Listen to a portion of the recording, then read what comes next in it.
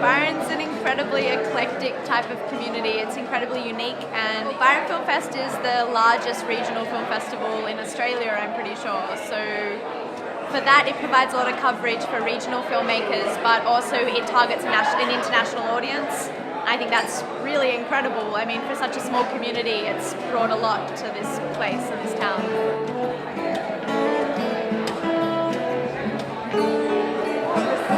Been an amazing growth period that we've had. We've very first festivals kicked off in 2006, and we kind of had a skyrocket upwards, and that skyrocket just keeps on going. Hello, not again. Look, I found another one. Well, we're at opening night and we're at absolute capacity, and the demand for the tickets is very high, and that's really encouraging to see, and we could have just kept selling.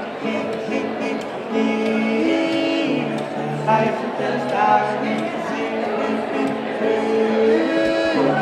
are you doing? There's a very big contingent of filmmakers in northern New South Wales, and they'll all be here, and it's an opportunity to share my film with them. My name's Jeff Kanan. I'm a local Northern Rivers resident, lived in Clunes for 18 years.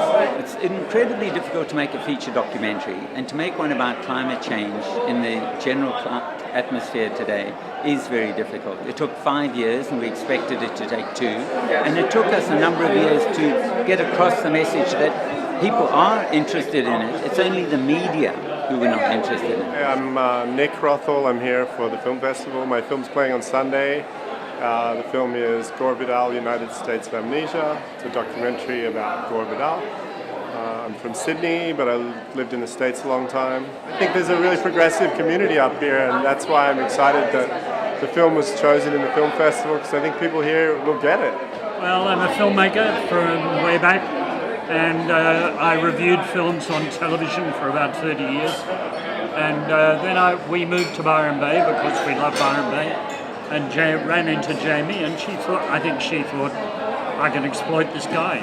So I think it's my 3rd or 4th year, and it's a great privilege because I see the work of young Australian filmmakers, and I have to say, each year I'm more impressed. I think we are living through a golden time when young filmmakers are learning the craft almost subliminally, and they have these fabulous technical facilities at their fingertips, which when I was starting out making film, it was so expensive and so difficult to make films.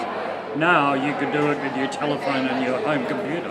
I'm 20, so I made one film in Africa when I was travelling after high school, but other than that, this is pretty much my first documentary.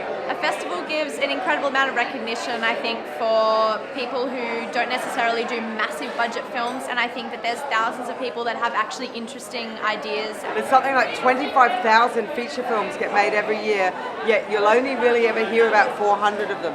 And so the role of film festivals is to pick up and deliver some of that content to audiences that aren't looking to be spoon-fed something. Oh yes, your tree film. Yes, the sequel. This is a new one, yeah, I saw that. I was so excited. I come from a stills photography background of about 20 years in environmental photography, and the last 5 years filmmaking, but come as a fairly accomplished image maker.